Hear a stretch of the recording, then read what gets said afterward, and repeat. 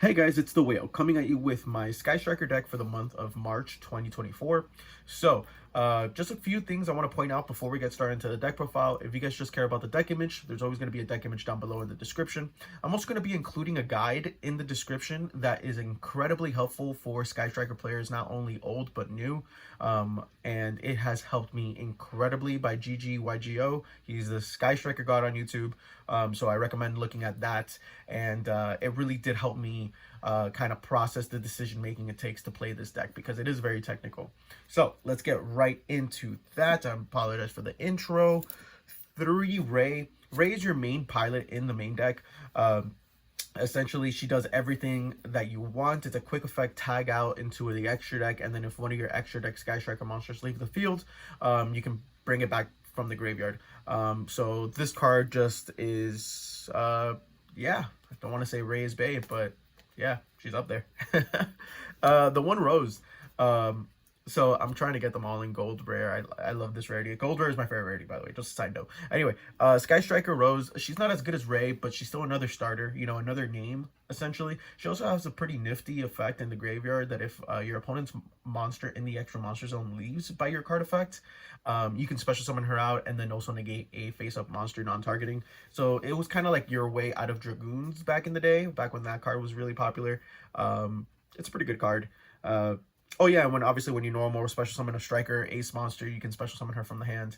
I don't feel like I utilize that effect all too much. Again, I'm not gonna say I'm a Sky Striker guru. I've only really been playing the deck actively for about 2 weeks, but it's shown pretty incredible results and it's pretty resilient in what it does. And I think Rose, once I really pick up the niches of this deck, I can totally see more potential in her. For the hand traps, we're running 3 Ash Blossoms and Joyous Springs. I honestly, look, I'm going to be honest with you, I hate this card. I don't like this card at all. But I feel like this card is a necessary evil in the format. It can single-handedly stop turns if your opponent just has a Snake Eye Ash and nothing else. Card is just, it's good. You know, I believe it needs to be ran. I just hate filling up the graveyard with another fire that they can go into Hida and just, you know. We're running 3 Effect Veiler. Sad it doesn't come in premium gold or whatever. So 3 Effect Veiler.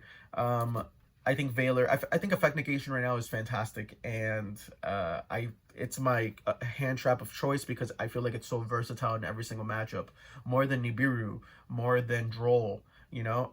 Next to Ash, I think Effect Veiler is just up there in terms of versatility. Speaking about Effect Negation and the fact that I don't have this in Premium Gold Rare, 3 Infinite Impermanence. This card's just really good. Of course, negates on your opponent's turn, and it can negate on your turn as well. If you don't control a face-up card, you can just activate it from hand. It's pretty good. This is a going second Sky Striker list, if I haven't mentioned that before.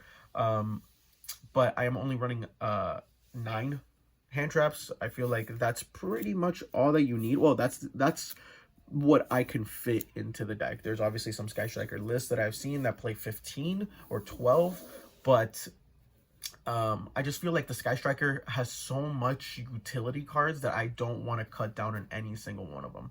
Speaking about utility cards, let's go into the utility spells before we go into the actual Sky Striker, you know, mobilizing cards or mega cards, whatever. Battle cards, let's just call it battle cards. So let's go for the support, right? We're gonna go with the 1 Rhoda. It's Rhoda, of course. It gets you into Ray. I apologize about the glare, guys. It's a sunny day here in Florida. So 1 Reinforcement of the Army, 1 Change of Heart. This card's cracked. Actually, a little side note on Change of Heart. I actually wanted to play with Change of Heart 2 Mind Control, but I could not find it. So I will be going at my locals. I think cards like Mind Control, Change of Heart are so cracked right now, just being able to steal your opponent's Appaloosa or like a whale or anything in that regard that your opponent, well, they have to respond, right? The one Called by the Grave, it's a god card, honestly. This was Harpy's Feather Duster, but I just got sick and tired of getting shifted, so I just feel like Called by is just way better in my opinion. I don't know. Yeah, by all means, that this is an interchangeable card, so go for it, you know. But I feel like it's another, you know, there's a lot of grave effects. So Called by the Grave, I feel like is so versatile right now in the meta.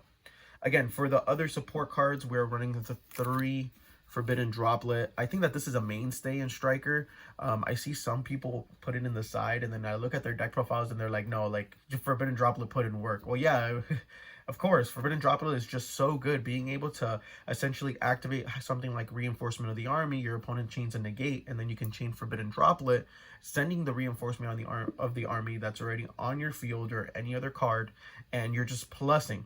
Something about Forbidden Droplet and an interaction. I figured I would say, let's just use Engage for an example, right? So let's just say you activate Engage, your opponent then decides to do something, right? You can then chain Droplet, sending Engage to the graveyard. And Sky Striker spells, they check on resolution. So it's not like you activate it and then it checks automatically. No, it checks on resolution. So first you add, and then if you have 3 spells in the graveyard, you can draw a card, or afterburners, you can pop a spell to trap non-targeting. So something like that. So that's a pretty nifty thing, and that's why I think Droplet is so fantastic in this deck, and I think it's like I said, a mainstay in this deck. For the rest of the support spells, we're running 3 Upstart Goblins. Yes, I do know that this hinders your OTK, but you're playing Striker, guys. How often have you guys gone for a linkage OTK? I've been playing the deck for 2 weeks, and I have not gone through a linkage complete OTK. This deck can for sure OTK, but just, the 1000 is not gonna matter. I'd rather have the consistency. So yes, this does lose to Droll, but right now everybody in my locals personally are dropping Droll, and they're putting it in the side because, well, Snake Eyes and stuff can really play through that. So Upstart Goblin is just really good. Again, and it increases the spell count. You really want to kind of get those overpowered Striker spells because they do become overpowered once you have those 3 spells in the graveyard. 2 Triple Tactics Talents. This is a thrustless list, by the way, guys, so you're going to be seeing multiples. I don't own Thrust, and I feel like honestly, you don't even need it for this deck. I mean, yes, it's a fantastic card, especially that it's a spell, but I just feel like this deck could also do very well without it, and I feel like I'm proving that, Hopefully, I am able to top one of my locals. I'm only taking this to 1 local, but I did fairly well, and the games that I lost with a learning experience, and I know I could have done better and, cracked better boards and stuff like that. So, 2 talents. This card is so good. In one of GGYGO's guide, he actually mentioned talents with multi-roll. So it's one of his favorite interactions in the game. So basically, if your opponent has a board full of negates, or at least 2 negates, and you have a multi-roll active, you set the talents and you activate multi-roll. It doesn't send for effect, you just target, and then obviously they have to respond to the multi-roll because this card right here is just so good at breaking boards if your opponent can't respond to your spell effects. So they obviously have to respond to this. They do something, negate and destroy, and then your Triple Tactics is live. So that's a pretty cool, nifty little mind trick that I actually did manage to pull off against a Sword Soul player at my locals. For the rest of the support spells, we are running the 2 Lightning Storms. I was running Evenly Matched in the main, and I still think Evenly Matched is a hell of a card. I just don't want to drop any of these cards. These cards are just so phenomenally good. I don't want to drop I don't want to drop any of them. They're just so good. So Lightning Storm, of course, it's mostly for back row, but by all means you can use it for the monsters or just to bait out a negate. And again, you can obviously activate Lightning Storm. They chain something, you can chain Forbidden Droplet to negate their monsters by setting Lightning Storm, that sort of thing. It's pretty cool. So that is it for the support spells for Striker. I wanted to get that out of the way first, and then get to the actual Striker spells. So let's get right to that now. So first things first, of course, probably the best Striker card, 2 Engage. I love this artwork. That's actually the main reason why I even decided to pick this deck up, which is, by the way, super cheap, like about 17 bucks. But 2 Striker Mobilize Engage. This card is so good. Please don't make the same mistake that I did, where I essentially zeroed in on the draw 1 effect of Engage, and I thought if I don't resolve Engage, I lose. Sometimes you have a handful of spells, and let's just say you have a way to Ray or a way to the extra deck, Engage is usually the first card I throw down now. Obviously, this is something that I learned through GGYGO's guide, but you can get Engage back always. You know, it's in the, you have Kagari, so it's not one of those all important cards in my opinion, right? But it is fantastic card. Speaking about another fantastic custom card, 3 Linkage. Sky Striker Mobilized Linkage. This card is another starter. Yes, it enables the OTK. If you guys don't know the OTK, it's very brief. Essentially, on an open board, you know, it requires Linkage and a Ray. Those are the only 2 cards you need. So you normal summon Ray, attack for 15, then use Linkage. I mean, I'm sorry, not use Linkage. Then you tag out Ray using her effect. For Hayate, you attack for another 15. And then you linkage away the Hayate into a Kagari effect, target, Hayate, dump the Rose, so now you have a Light in the Dark in the graveyard, I apologize. And then you linkage the Hayate for a Kagari effect, add linkage back, attack for 25, and then you linkage again for a Shizuku, and you attack for another 25. There you go, that's your 8 grand. Yeah, essentially this card's pretty busted. It's a starter, you know, it's so good. Probably the other most broken Sky Striker spell is Widow Anchor. So Widow Anchor, the reason why it's so good is not even because it's an effect, it's a quick effect negate, you know, a monster effect negate, because I mean we have Chalice, we have Droplet, right? But it's just basically lets you steal your opponent's monster. Like that is so good. So if you reach the spell count in the graveyard, essentially if you have 3 or more spells, you can activate that. Instead of negate the effect, but then you also take that monster, and then you can go into a link material, so then that problematic monster is no longer there, and you're basically controlling the board like that. Or you can just go for a straight up OTK if you like, you know. So for the rest of the spells, I believe these are the mandatory, you know, if Engage ever comes back to 3, you're gonna run 3 Engage, right? But we are running 2 Shark Cannon, guys. Shark Cannon, it is fantastic, this format, with Fire Kings, with Voiceless Voice, with Snake Eyes. Like I can name more cards, more decks that Shark Cannon just affects. This card is so good. You have a built-in DD Crow, searchable. Not only that, if you have 3 spells in the graveyard or more, you can basically, instead of banishing that monster, you can Monster Reborn it to your field. So you can do this with a Barone. You can do this, you know, if there's a Barone in your opponent's graveyard, you can just steal their Barone and then use the negate or the effect to pop. You know, it can attack, but then you can just link it off and climb up that way.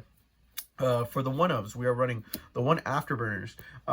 So usually in most metas, I've always run 2 Afterburners, 1 Shark Cannon, or at least when I started playing this deck 2 weeks ago. But just Shark Cannon just proved to be way much more versatile in dealing with Promethean Princess, and dealing with Kieran's, or you know, Grunix's. So yeah, Afterburners is just there. Destruction effects aren't really the best right now. So that's why I'm not running something like Red Geki or something like that, you know. For the rest of, and then obviously the 3rd threshold for the spell, like if you have 3 spells or greater in the graveyard, you can non-target destroy a spell or trap card on your opponent's side of the field. 1 Hornet Drones. This card's fantastic. It's a dark, so it lets you go into the Dark Charmer. But it's another starter, just like Linkage. It's basically another you know, starter that you can get back with Kagari. So it's pretty good. We are running the 1 Area Zero. Card's good.